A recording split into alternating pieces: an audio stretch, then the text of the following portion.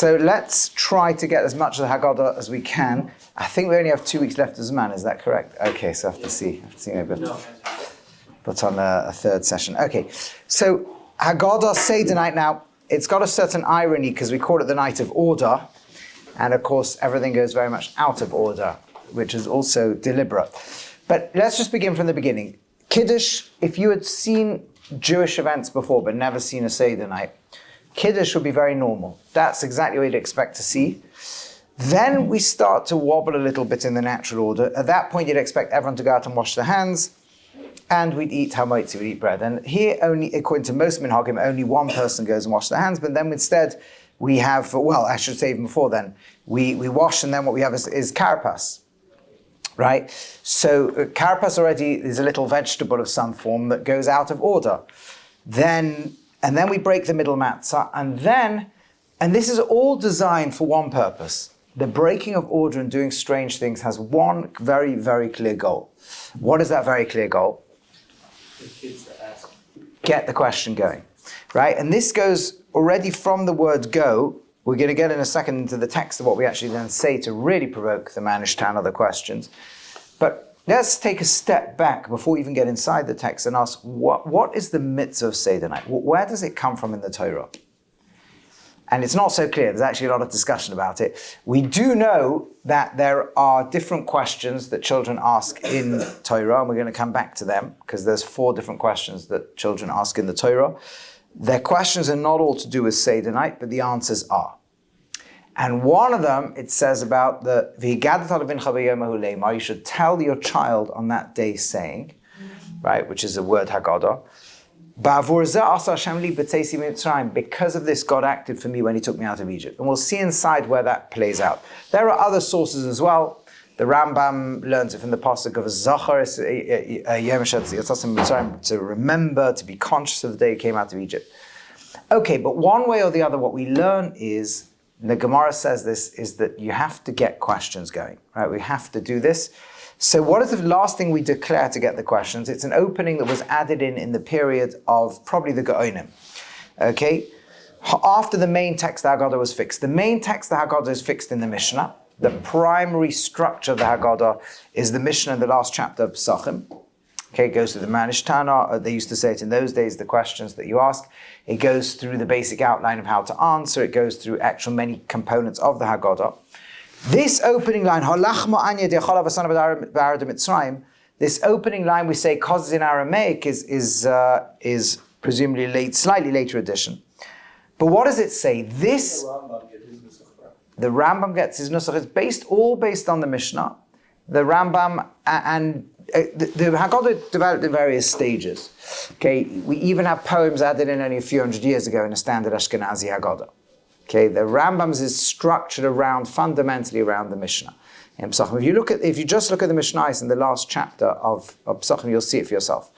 And then certain pieces became more structured. We don't know exactly when the exact text of Avodim Hayinu came into being, but the Gemara already discussed Avodim Hayinu Mitchila. So it seems that the fundamental text of the Haggadah, the basic text of the Haggadah, recognizable to us, was certainly around in the days of the Gemara, probably in the days of the Mishnah. Okay? That's after the Beis Hamikdash is destroyed. Lots of things become fixed as to how to do them without a Beis Hamikdash, without a temple. Okay, so the precise text and so on. Good, but this opening line is a bit later. Now, what does the word lachma anya mean? So the primary meaning and the most natural meaning of the word, the meanings reflect the Torah's own description of lechem oini. And lechem oini itself has multiple meanings. The most natural meaning is impoverished bread. Right, which can itself be either the bread itself is poor. The Gemara speaks of matzah shira, rich bread, can be thick, have fruit juices in it. We're not allowed them on Seder night. We have matzah, we have aniyah, poor bread that has no fruit juice, just water and dough. It also can be the bread of poor people, okay? And it can also be lechem sha'onim olav dvarim harbe, declaration bread. right? It can mean any of those. Let's go work with the simplest meaning for now, which is it's this poor bread or impoverished bread. That our ancestors ate in the land of Egypt. Everyone who's hungry, come in. Everyone who needs should eat the Pesach. This year we're here. Next year we'll be in Eretz Yisrael, the land of Israel. This year we're slaves. Next year we're free. Now, there are numerous problems with this opening declaration. Right? What are some of them? So, one is, well, there's a very technical one, okay? The most obvious problem is this year we're here, next oh.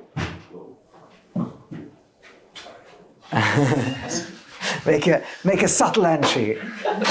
This year we're here, next year we're in Israel. So you say that even if you're living in the land of Israel, right? That's an obvious problem. This year we're slaves. Obviously, most people saying this were not actually slaves. And there's a technical halachic problem called Ditzrich Yosef Yifsach. Everybody who needs should come in and eat the Pesach offering. It's about the only night in the year when you can't invite guests at this point. Any night in the year you can invite guests whenever you want to. In fact, the Rambam says it's not even a Yom Tov meal if you don't invite poor people and needy people and others. Right? It's if you lock your door and keep poor people out, it wouldn't be called Simcha Yom Tov. So you should always be inviting people in. But why on Pesach night could you not invite guests in?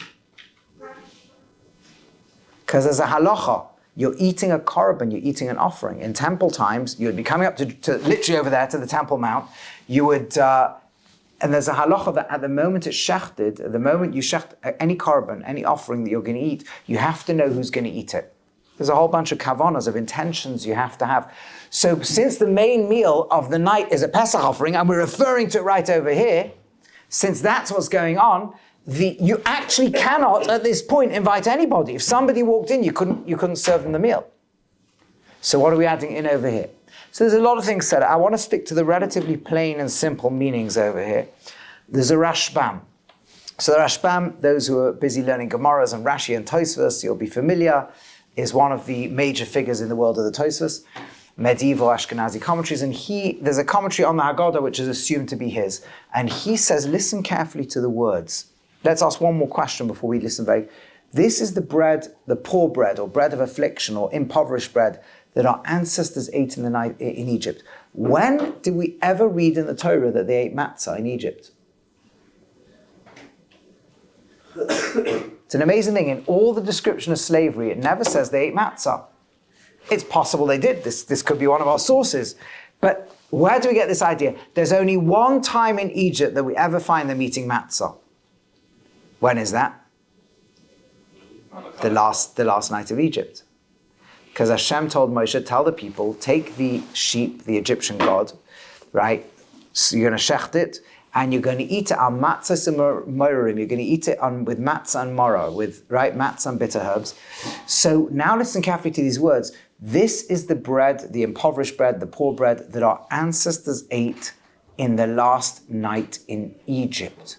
And the moment you understand that, every single line here makes sense. Whoever's hungry, come in. This was the only time you could have invited people to eat the Korban Pesach there and then, because it wasn't brought in the temple. So you could literally say, anybody who didn't do it, come, you can eat my Korban Pesach now. So we're talking in the language they would have spoken, not the Egyptian language, but we're using the words they would use at that moment. And what's the next things they would say? They'd say to everybody, this year we're free, we're here in Egypt, next year we're going to be in Israel.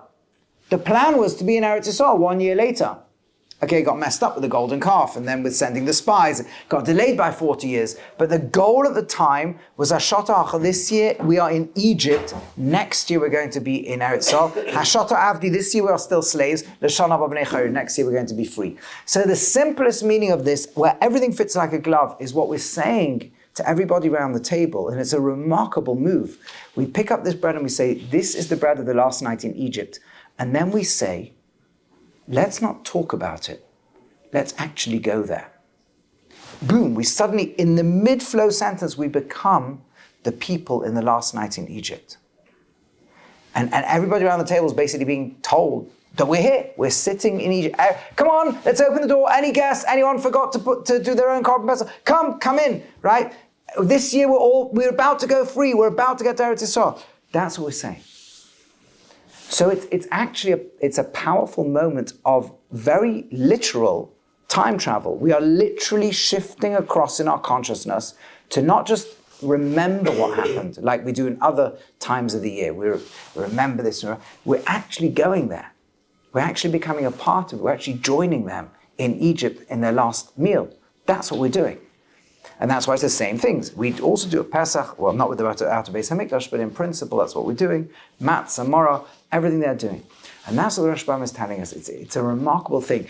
In other words, just like you have individual memory, you have national memory too. And you can go back and be in a moment. And on a deeper, ruchnius, metaphysical level, there's a very general principle that, what's the word for a Jewish festival? Chag is one of the words, Moed, right? Yom Tov. So the one the Torah uses is Moed. Chag we use particularly for the celebratory dimension or the offering. Moed is the word, and a Moed literally means an appointment, right? It means you're going to meet something. And like an Ohel Moed, a tent of appointment or meeting. So there's a meeting point, there's a rendezvous. There's in time moments where you literally have something. In fact, even the Hebrew word for time, the primary Hebrew word, it's not the Torah's Hebrew, but it's in Tanakh, is Zman, which is the word for that which is prepared. The concept that every moment has a certain prepared something to it. It's a reliving of the primal energies and points that were there. But it's not even that we're just remembering or just reliving the same energies, we're actually going there. And if you think that's exaggerated, one of the things that will be an important opening to all of Seder night is to understand that we time travel on Seder night. Our consciousness moves backwards and forwards across space and time. And that brings us to the other way of reading this introductory remark, which is quite a few bring it. The Ravan is one of the classical Rishonim who brings it, who says what we mean by this year we're slaves is we're in exile, next year we'll be free. This year we're here, next year we'll be in Eretz Yisrael. Even if we're physically in exile, we're going to be in the Eretz Yisrael of Geula. So for him, we are in the present envisioning the future. Okay, so you're back in the past, right, envisioning the freedom, or you're in the present envisioning the future. And they're both true. And we're going to see they're thematic to the entire Seder night. Okay? Any questions on this? Yeah. Where did we time travel to? So our first time travel is back into Egypt. We're actually there with them. But what we'll discover is they were time traveling as well. That we'll see in the Haggadah. What? It's actually black and white in the Targum Yonis. And we'll see all these things. Targum Yerushalmi, I should say. We'll see all these things. All these things. If you don't understand that, then it's very hard to fully understand Seder night. At least that's what this opening is doing. It's literally taking us back there into Egypt. Okay, and there's a lot of things we'll see as we go through Emirat Hashem. Now we ask the questions. Now we have the Manishtan Alayla Zeh. This again is based on the language of the Mishnah. Kana ben Shoyel, here they pour the cup and the child asks, Manishtan Alayla Zeh Mekal Alaylos, what's this night? How's this night different to all other nights? And we ask 4 questions. Now the number 4 is very important because the Mishnah had a list of 4, and we don't do the same list as the Mishnah. Why not? What was the Mishnah's list? Matzah. Why do you have matzah tonight and not chometz? Go on, what was the second one in the Mishnah? Why is everything roasted? Right, we're having only a roasted, no other type of meat. What was the third question? Maror, bitter, only bitter vegetables. And the fourth one is dips. What do? We can't do the Korban Pesach because we're not eating it. So we delete that one, but we put another one in. What's the one we put in? Mesubin. Yeah, Mesubin, leaning, exactly. There are those who want to say this lines up with the 4 questions of the 4 children, the matzahs like the Chacham, the Rasha in the Torah, the wicked child actually asks about the Korban Pesach, so that would be there. You could argue whether the moral would be enough, but certainly the moral could be what makes the time go, what's this? And then the Ened Elishal doesn't have to ask questions, so by doing strange things, you provoke them. Could well be. That's why we stick it to 4. One thing's for sure, there's an interesting debate in the commentaries of exactly which mitzvah we're trying to address by Manish Tana. So there are those who say, the Rid says this, that we're addressing, this is the question of the simple child. Because what's the words of the simple child in the Torah? Ma'azois. What is this? So the Manish Tana, what is this? It's a simple question.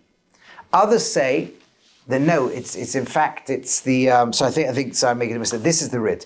The one the Rid is the one who says. Hey,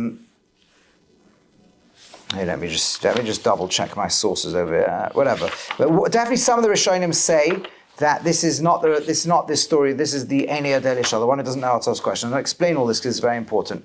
Yeah, the Ridder says Enia Delisha, I make a mistake, and others say that it is the Tam. Okay, one way or another, what's very clear is we're fulfilling some kind of obligation to get questions going, but this is not the most sophisticated versions of the questions of the night. Okay, so Manishtana, we've opened questions, whether it's the simple child or whether it's the one who doesn't know how to ask questions. And interestingly enough, what do we answer? You know, just again, I'll say as an aside there, Barbanel says that really it's all one big question. The Barbanel says hidden within it is a sophisticated question. The question is that it's a night full of contradictions.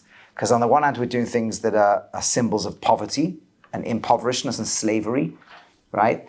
Like bitter herbs and like potentially matzah.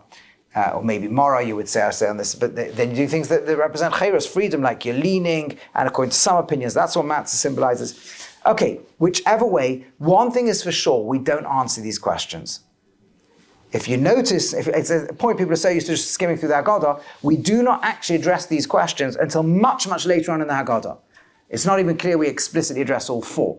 We address at least 3 of the original questions right at the end. Rabban Gamliel will pipe in and say, by the way, anyone who's forgotten to talk about the matzah, the morah, the Pesach, we haven't fulfilled our duty. Okay, so let's talk about them finally. But in our initial response, we say, Avodah ma'in leFaro b'Mitzrayim, we were slaves to Pharaoh in Egypt, and Hashem took us out. Now, if you've got a simple child or one who doesn't know how to ask questions, they're waiting for you to go, and therefore, we matzah and morah.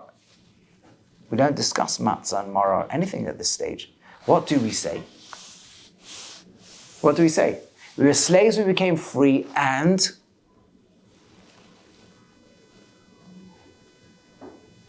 Hashem not taking us out with, what's that? Yeah, there's a hand, great hand takes us out. That's what we say to the simple child in the Torah. Okay, good. And had he not taken us out, we'd never made it out. Okay.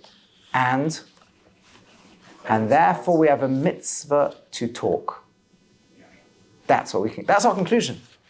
The child says, why are we doing all these strange things? And we answer, because such a big thing happened. We were slaves, we became free, which may already answer now the simple child. But most importantly, what we say is, we were slaves, we became free, and therefore we have a mitzvah to talk. Okay? So the real answer is, so you would ask questions. At this stage, we're going to get to the deeper answers. But right now we're doing weird things because we needed your question. Because we've got a big conversation to have tonight. And just in case we think we all know everything, just in case we think that we've been to so many Seder nights before, we know the whole Haggadah backwards and forwards, we're just going to get through it, we're going to make it a bit of fun for the little children. But us, 17, 18, 19-year-olds, 50, 60, 80, 90, 100-year-olds, we know it all already. We don't. And in fact, if you don't have, people get mixed up with the whole Seder, the whole order of the Seder. It's like we start saying Manishtana, we start answering the question, then we start talking about rabbis in Bnei Barak, then we start talking about 4 sons, then we just talk about everything except Seder night, right? And then we end up somewhere in the 10 plagues, and then we end up somewhere at the splitting of the sea, and then we end up singing Dayenu, and then we don't know where we are. That's not what's going on. It's very, very simply structured. It's pushing the point that we have a mitzvah to have a conversation, and I'll prove it to you. And you may think you know everything in the Haggadah. You could even know it word for word off by heart. But there was a story of these great rabbis in Bnei Barak, and they are basically Tanoim, which means they're the authors of the primary texts, or they're Talmidim, are authors of the text of the stuff we have in the Haggadah. And guess what? They spent the whole night, and they would have gone on longer. Right, talking about it. And not only that, you should know part of the subject matter of some of their discussions included just how incredible the mitzvah and the obligation of talking coming out of Egypt is. If they had what to learn, do you not think maybe we do? That's what the Haggadah is pushing very hard on us at this point. To rip open the fact that we may have come to Seder night with a whole bunch of notes ready to tell everything, tell over our ideas to everybody, and try to turn us into learners, let's put it this way, into genuine questioners. That is to say, people on a quest. So the whole provocative and evocative beginning, which is a multi-layered, to the simple child is just like, hey, we are doing strange things. And to the more sophisticated person, we're actually time traveling here. And there's lots of contradictions. And all of this is designed to turn us into sincere questioners. And if that's not clear enough, then comes the next bit. which is we then introduce Baruch HaMakom Baruch Hu, bless Hashem, which is that's a classical midrashic device for introducing a piece of learning Torah. And then we talk about the 4 sons. Now, where do these 4 sons come from? Right? Where does this piece of the Haggadah come from? There's 4 sons, there's a wise one, there's a cynical one, or evil, or whatever you want to call him. There's a simple one, and there's one who doesn't know how to ask questions. Where's this coming from? So there's go on. Like it's a reference, the 4 sons aren't the idea, like these questions are in the Tanakh. They're in the Torah. All 4 questions appear in the Torah, that's true. Yeah. The particular text we're using is a Mechilta. Okay, it's the halachic medrash of Shemos at the end of Parashas Bo. It goes through the text that we use. There's a different version of the Yerushalmi, not the one we use. This is the one we use. But now, I'll tell you, let's start with the Chacham. What does he say? What are these testimonies and statutes and judgment, justice laws that Hashem, our God, commanded you? What motivates his question? Consent, like isn't like that. What's that? The Russia, you said? No, the simple, the wise child, the Chacham. Right, I'm just reading his question. What are these testimonies and statutes and justice laws that Hashem, our God, commanded you? What motivates him? Asking about like the chukim. He could be asking. The chukim with statutes are definitely on his list. What do you think when you're looking at what's making the Chacham, the wise kid, ask the question? So I'll tell you what I used to think. And the truth is, some of the commentaries say this, so it's not completely wrong, right? Is that what's making the wise child ask the question is they're sitting at Seder night and they're thinking deeply. There's different types of mitzvahs and they want to understand the depth. And that's probably partly true. However, if you pass me the Chumash, where does the actual child appear in the Torah? This is always very important. It's a great rule of all your learning. Whenever you see sources, especially when Chazal are quoting sources, always look them up. It's like, how often can a Rebbe tell you when you're learning a Gemara, look up the source, because you see a lot of wonderful things if you look up the source and you miss them if you don't. Now, let's have a look over here. I was once on an aeroplane, I was studying in yeshiva at the time. I like to say this story. I grew up in Manchester, and my introduction to London was that I was on an El Al flight. In those days, still today, you didn't fly to Israel, you walked, up and down the aisle all day. So we were talking, we were learning, whatever. And some fellow walked up to us who other people must have known, I didn't know he was. And he literally said to us, what prompted the question of the wise child? So, instead of a hello, he's a man with a particular sense of humor, like you had to kind of get him later. I didn't know him at the time. I got to know him later, but he was a Talmud Chacham, and he says, so I said to him, he's looking at the Seder night. He goes, no, and he walked off. That was it. That got me thinking. So when I opened the Chumash, and I saw he's right. He's nothing to do with Seder night. The Chacham appears in Parashas Vayeschanan, and it's Moshe Rabbeinu giving one of his big speeches at the end of his life, and he's uttered the word Shema Yisrael Hashem Elokeinu Hashem Echad. Listen, Israel, God is one. Love Hashem with all your heart, soul, might, all this stuff. And then he says, when you come to the land, you'll be tempted to mess up. You'll see all these wonderful things. It'll be a wonderful land, and you'll just drop your Judaism. And then, Ki yisholcha bincha macha leimar, if your child asks you in the future, saying, Ma ha'ed zachagim mishvatim shetziv Hashem Elokeinu Eschem. What are these statutes and testimonies? So what's prompting the question of the Chacham? All of Judaism. He's not asking a Seder night question. He'd also ask on Seder night, but it's a general question. He wants to understand the deeper meaning of every Jewish thing there is. Why do we keep Shabbos? What does it mean to you? So he's asking, what does kosher mean to you? What does Yom Kippur mean to you? What does Shatnez mean to you? What's giving 10% of your money to charity mean to you? If you're rich, more. What does Trumas and Maasros mean? What do all these things mean to us? That's what he's asking. So the Haggadah makes it look like he's asking about Seder night. Now, if you just innocently read the Haggadah, by the way, you'll see that none of the children actually ask a question on Seder night in the Torah. The Rasha, if you look at where he appears in Torah, is asking a question just a few hours before Seder night, when there's a mass shechita taking place of the Korban Pesach, on Temple Mount, all the sheep. So they, what is this? What are you doing? Okay, it's almost Seder night. The simple child is not asking about Seder night either. He's looking at the redemption of a firstborn. You know, we have that ceremony now. You used to do it with a child, and the baby comes in, and everyone puts on jewelry, and the Kohen says, would you rather have your child or some money? And they say, oh, I want to have my child. And the kid goes, what is going on? The Eini Yodeh Lishol, the one who doesn't ask questions, that's the only one the Torah talks about on Seder night. So not one of them gets a question in on Seder night itself. Okay, he doesn't even ask questions. So what's the meaning of this? The meaning is, if you look, the questions are not about Seder night, but every single one of their answers is. And what that means is whatever the question is all year round, the root of the answer lies by understanding Seder night. I'll read you the answer that we give to the wise child. What do we do in the Haggadah? How do we answer the wise child in the Haggadah? Explain to him like every single halacha and the deeper meaning of it all. Like the Quran basically. Right, after the Amalek Hilchos Pesach, you tell him like the laws of Pesach, Ein maftir nacha Pesach afikoman. Don't have anything after the afikoman, right? Which in those days was the last bite of the Korban Pesach. Today it's matzah we have at the end. Interesting answer. Let me show you what the Torah gives. The B'marta Levinchos, your child says, what are these statutes and justice laws and testimonies that Hashem, our God, commanded you? Tell him, B'marta Levinchos, say to your child, Avodim hayinu lefaro b'Mitzrayim. We were slaves to Pharaoh in Egypt. So far, so good. We actually use that in the Haggadah. V'yotzienu Hashem b'Mitzrayim b'yod chazaka. And Hashem took us out of Egypt with a strong hand. Vayiten Hashem oises and mosim gedolim v'roim b'Mitzrayim. And Hashem gave signs and wonders, awesome, these powerful things. Chol, right, to Pharaoh and Chol Beis Le'enenu, his household, Le'enenu, in our eyes. V'yisonu ha'itzi misham. We actually use this pasuk later on. And he took us out, Le'man Havi Yisonu L'ses Lanu Saret Hashem Nishbal Avasenu, to give us the promised land.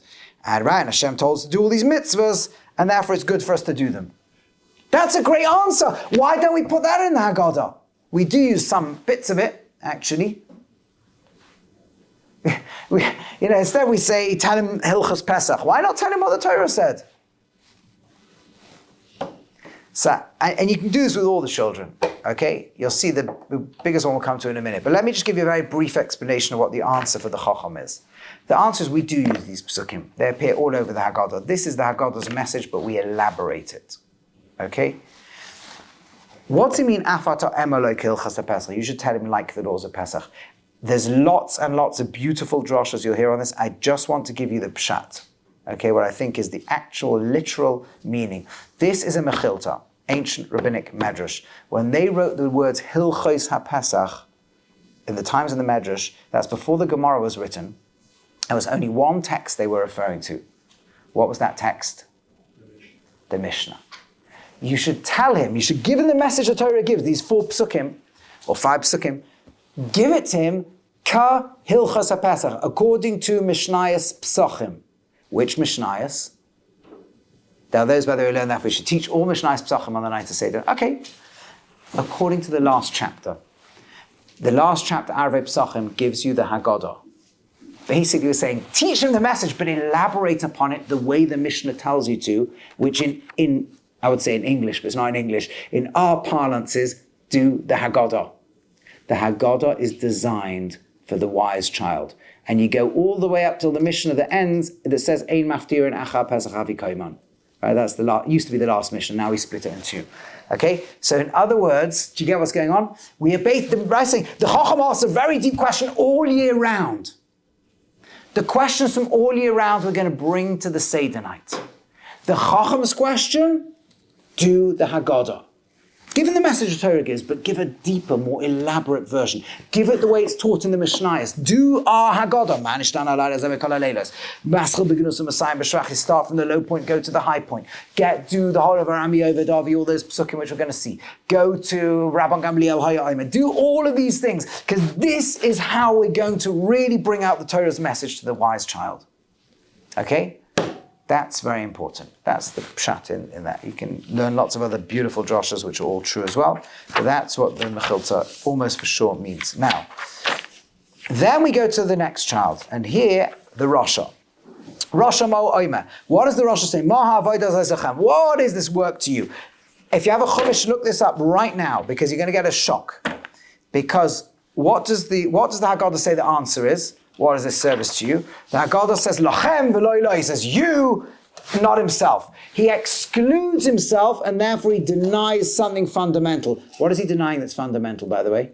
He's part of the Exactly. He's part of the Jewish people. That we don't have individuals' relationships with God, although we do, but it's indirect. It's a collective. We're one. If you don't think you're part of one, you deny something fundamental. Okay. Therefore, at or hakesh shin, often that's a very difficult phrase to translate into English. I literally knock out his teeth. It's a standard, standard in some midrashim, some chazals, a way of saying blunt his argument effectively. Okay. And then what should you say? Because this God acted for me when he took me out of Egypt, and emphasized the word me, because this God acted for me, implying he had never made it out. There's only one problem. The Torah doesn't give that answer to the Chacham. We're giving the Torah's answer, we're just elaborating it. The Torah doesn't give this answer to the Rasha. What does the Torah say to the Rasha? Take a look in Shemos, in Exodus chapter 13, Pasuk 8. Okay? And just have a look at exactly what the Torah answers. The Torah gives a very nice answer. In fact, this part of what Moshe Rabbeinu has to instruct the people when they're preparing the Korban Pesach, and he says to them the following. Let's just read a few psukim around it, just to get the context. What's that? It's in Parshas Bo, chapter 13.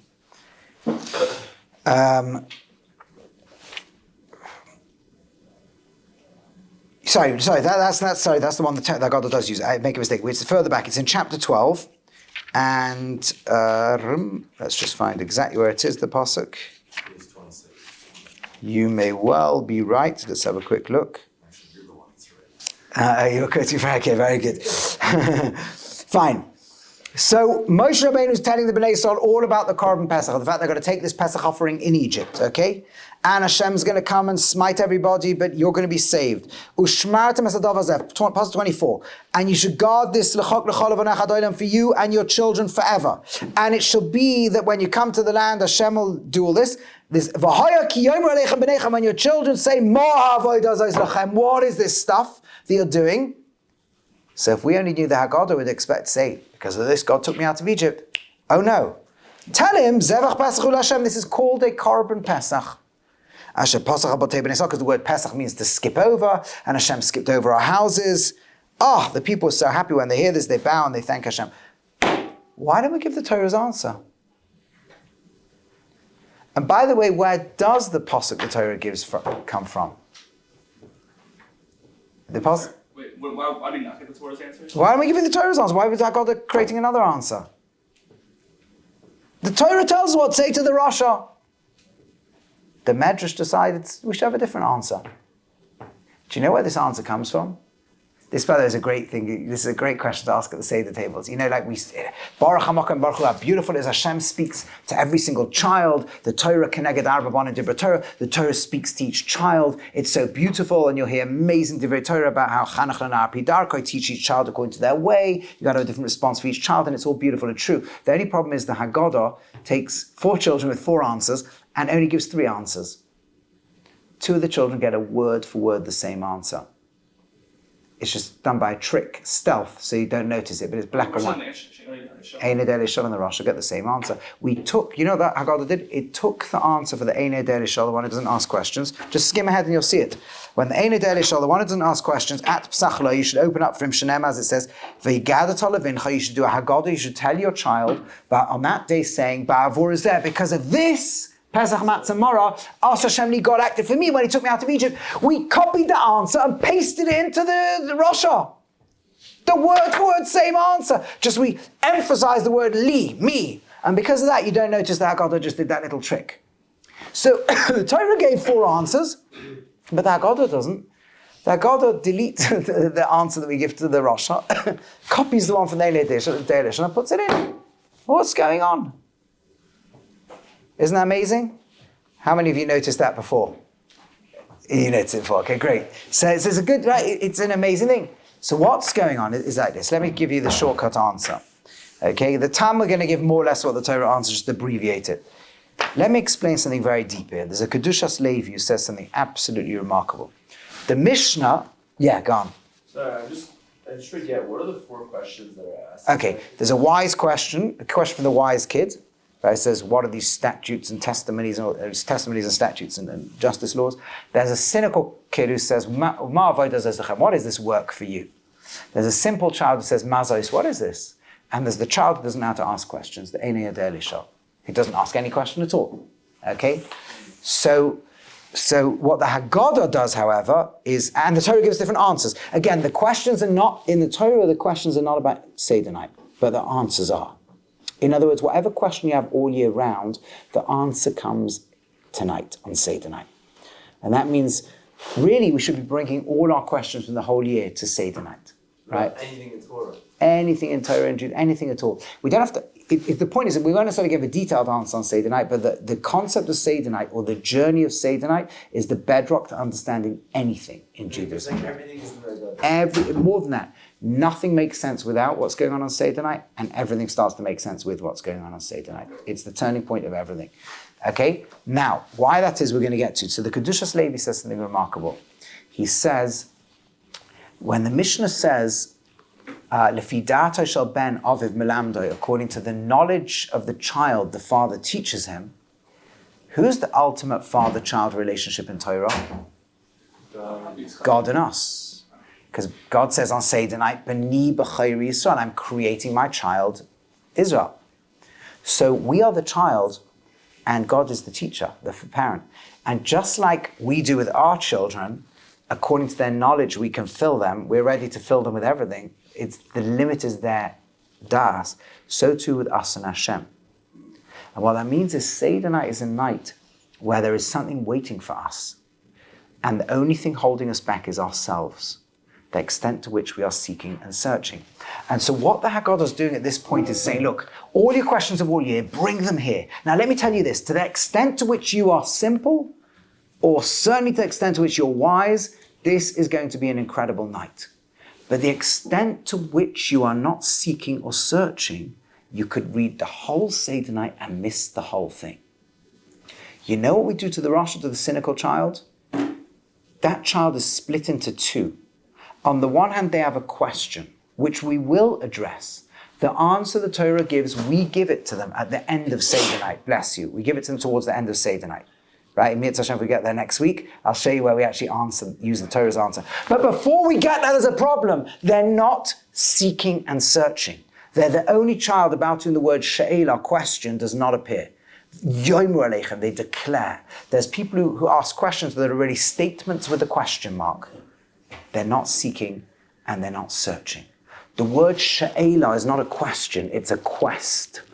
Right? That's like we saw in the Megillah. She'elasi ubakashas is my personal need. Like in the Gemara, the word ba'i can mean ask, but it can also mean you desire something, which comes from a need. It's all three meanings, need, ask, and want. That's what she'ela is. It's not I'm asking a question intellectually because I just want to know, why pi has an extension or whatever. This is a quest. This is who I need this. So what the Haggadah is saying is, Rasha, before I answer you, Mr. Cynical, I've got to turn you into a questioner. Let me address you like the child who doesn't know how to ask a question. Just by the way, who is the child who doesn't ask questions? I guarantee you they're not a child. You've never, ever, ever met a 4-year-old who's an Ein Yodea Lishal, doesn't have to ask questions. They don't exist.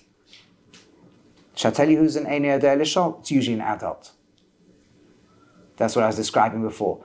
It can be anyone who walks into Seder night not seeking to grow or learn from it. That's called an Ein Yodea Lishal. They don't know how to ask. They might ask questions. They might throw out sweets. We might be that. Torah teachers, Talmidei Chacham. We might actually be the Ein Yodea Lishal, the one who doesn't know how to seek anymore, because we think we know it all. We've come with a fantastic, the most dangerous place to be able to say that is be the rabbi, to communal Seder, because you come to teach everyone. But we've got to be also growing and learning ourselves. You understand what's going on? This is not intellectual knowledge. If it was intellectual knowledge, you could know it all. And now you realize what the Haggadah has been doing from the beginning. The whole beginning is provoke questions. Then as soon as they come, it doesn't matter who asked them, the little kid, this, we start to say, now 1 second. These questions have to be really meaningful. They're multi-layered, but ultimately they're a quest. And let me prove it to you. Look, the greatest rabbis in history could stay up all night learning. Do you think it was words of the Haggadah? Do you think they didn't know that information? They taught it to us, right? That's not what they spent all night doing. So there's a journey to go on tonight. And the only thing holding you back is how much you're seeking or searching. Look, the Torah has different children. Their answer is always Seder night. And to the extent to which you're full of chokhmah, wisdom, you got it all. The extent to which you're cynical, you could miss Seder night. The extent to which is simple, you're going to get something. The extent to which you don't have to even ask or seek or search. And do you realize the real depth there? Does the Torah ever call this a wise son, a cynical son, a simple son, or one who doesn't know how to ask questions? No. The implication of Torah is any son, any child could ask any of these questions at any point. Right? Any child could think deeply about, here we are in a wealthy country, everything's available to us, and you're telling me, Shema Yisrael Hashem Elokeinu Hashem Echad. What is all this Judaism? That's actually a wise question. When he asks, I want to understand what it means to you, teach me, I see it means something I don't connect to, fill me in. That's a wise child. Every one of us is a wise child, or at least has an aspect of wisdom. Every one of us has an aspect of cynicism, and it can be provoked as certain mitzvahs that don't emotionally connect us well or whatever. Like, oh gosh, what is this stuff? Every one of us has simplicity, we just want to know more. And every one of us has an aspect of us that's no longer seeking or searching. We are all 4 children. Some people may have dominant proclivities to one or the other, but all of us are all of them. And now God is talking to all of us and saying, come on, let's rip away the stuff that's that's blocking us, and let's just unblock for the night, and let's just open up. Because this journey can take us to the most incredible places possible. We've traveled back in time. We're sitting there in Seder night. God's about to lift us up over here. Do you know how high we're going to go tonight? As high as we're seeking and searching. The only thing going to limit us in that night in Egypt, the only thing limiting anybody was how much they were seeking or searching. And that's where we are. And this is the whole powerful opening to Seder night. All this is really an introduction. I mean, on one level, we've addressed the simple child, but it's an introduction to where we really need to go, which is where the depth is going to go. Okay, any questions on any of this so far? Yeah. So when you're saying that the Haggadah makes us ask questions, and that's to get us to have to ask the deeper questions as to how Torah is so divine and how deep it is, and how it's not just an answer. It's yeah. What we're saying is like this: we're opening the night with questions. Then even a simple question can be a portal to starting the brain looking for. Literally, it's even in English, the word question is rooted in the word quest. That's where we're going. And then God is saying, bring all our questions all year round. It's not that we'll get the technical answer to why we do shatnas, but once you have Seder night, everything's going to be contextualized differently. That journey of Seder night is going to be the journey that we're really looking for. What we're looking for in any sincere question all year round is what we're really looking for is what's happening on Seder night. That's what's really going on. Okay, the next thing we then do is say, yeah, go on. Sorry, I think I heard someone say that Russia also his answer is the one in third person, and that what you're really talking to when you answer Russia is the because he's in danger of being influenced by the Russia too. There's many things which are, there's the way it's structured, there's so much we could say on this. Yeah. I'll tell you what I'm trying to achieve here. I want to take it's very easy on Seder night to hear thousands of beautiful vorts. And they are beautiful, but if you don't have the meta structure, then they're just beautiful vorts, rather than, once you've got the journey route clear, then all these beautiful vorts become magnified, and they're doing much more, right? So I'm trying to do the zoom out and do the beautiful journey. But you're right, all these things, there's so much to say about these, okay? And just pointing out what that medrash is and why we're plonking it right over here. It makes sense in the context of the journey it's going on. The next one makes less sense, which is say Yachom Rosh Chodesh. You might thought you should have done it on Rosh Chodesh. Done what on Rosh Chodesh, by the way? It's like Rashi, said, Torah. Gone. It's like starting Torah, like starting. No, the Yachom Rosh Chodesh means you should think you might have thought you should have done the Haggadah on Rosh Chodesh Nisan. Why on earth would you think you should do the Haggadah on Rosh Chodesh Nisan? You knew you. What's that? That's when it started. That's in Egypt when Moshe got the original discussion. So we should commemorate every year by they were probably starting to talk about it already, right? So you would think you should do it on Rosh Chodesh Nisan. Talmud Loma, therefore the Torah says, Bayomahu on that day. Whoa! When does the Torah say on that day? Are we just very happy on that day? What are we talking about over here? Let me just keep going. If it just said on that day, you might think during the daytime. Why would you think you talk about Haggadah during the daytime, before Pesach, before Seder night? Because that's when you were shechting the Korban Pesach. That would be quite a logical time to explain to everyone what's going on. No, it says Bavur Zeh. You've got to be able to point at everything and say this. So you have to have everything there, the Pesach, the Matzah, the Maror. Which pasuk in the Torah are we elaborating on over here? What's the pasuk? I'll tell you the words of the pasuk. You should tell your child, Oh, we've heard that one before, haven't we? But Bayomahu, on that day, Lamar is saying, Ba'avor zeh, because this Hashem took me out of Egypt. Which children where have we heard that pasuk already? It's made its third appearance in the Haggadah. This went to the child doesn't know how to ask questions. This went to the Rasha, and this is where we're learning Hilchas HaPesach from. So you immediately realize that pasuk is relevant to all of us, because every child needs to have the Haggadah on Seder night. Okay? So you have to realize, the minute you get this medrash over here, you suddenly realize we are also, that's the point I was making earlier. This is where we're learning Hilchas Haggadah from the very pasuk that we throw at the Ein Yodei Lishol and the Rasha. Do you understand what I'm saying? And so here we realize it's for us. It's not just for them. We've also got aspects of this that we need to hear. Okay, let me add one more point. The Malbim says something, I'm not sure if it's the Malbim, it's called the Haggadah, the Malbim. I think there's some discussion about who wrote it exactly when and where. But in the Malbim Haggadah, it says that the Seder night is structured around that pasuk. Vehigadata, you should do a Haggadah, which means questions and answers. So the first thing we do on Seder night is we provoke questions and answers. Levincha, to your child, you've got to ascertain which child you're talking about. So that's why we have the piece about the 4 children. On that day, so that's why we now have a discussion about which day. Lamar, you've got to have a discussion. That's why we then have a long, elaborate discussion. And you've got to get to say Ba'avor zeh because of this. That's why we then say Pesach, Matzah, and Marar. As Hashem li, God acted for me. That's the part of that God where he's saying every generation, everyone has to feel they personally came out of Egypt. But Seisi Mitzrayim, he took us out of Egypt. That's when we do the Halal and we talk about But Seisi Mitzrayim, Hashem took us out of Egypt. So this one verse is the meta-thematic structure for all the messages of the Haggadah. Okay, do people follow what I just said? Yeah. I'll repeat it. Okay, this pasuk has already made 3 appearances. By the way, this pasuk has made 3 appearances in the Haggadah. It's going to appear 2 more times. Once explicitly, once implicitly. It will appear towards the end when we say in every generation, everyone's meant to see as if we ourselves personally came out of Egypt. Shanam, as it says, we quote the same pasuk, you should tell your child on that day saying, Ba'avor zeh Hashem li, God acted for me personally when he took me out of Egypt. So again, that's the 4th time. And the 5th time it appears is when we actually, Rabban Gamliel says you should say Pesach, Matzah, and Marah on point. We can't point the Pesach nowadays. So this is really all over the Haggadah, this pasuk. And the commentary that's, again, I don't know if it's said to be the Malbim Haggadah, actually says the structure of all the components that are got to follow the words of the pasuk. Ve'gadata, questions and answers. Levincha, identify the 4 children. Bayomahu, identify which day. Lamar, have the big discussion. Ba'avor zeh, because of this, talk about this. Pesach, Matzah, Marah. As Hashem li, God acted for me, talk about the fact that I personally came out of Egypt. So that this in fact becomes the meta-thematic structure of Seder night. Okay? We're all together? Fine. Good. Now we begin. With all this introduction, now we get into the bit, the Gemara, what's called Masal Begunus Masayim B'Shvach, what's called beginning at the low point and going to the high point. But according to everybody, we say we got to do both. So we did a bit quick, we were slaves, we became free. Now we say Mitchila Odo Avodah Zarah Hayavasenu. In the beginning, our ancestors were idol worshippers, and God took us near to our worship. And we're not going to be able to get very far through this. This we'll have to save for next time. But I will just throw one very important question. Why on earth are we doing this?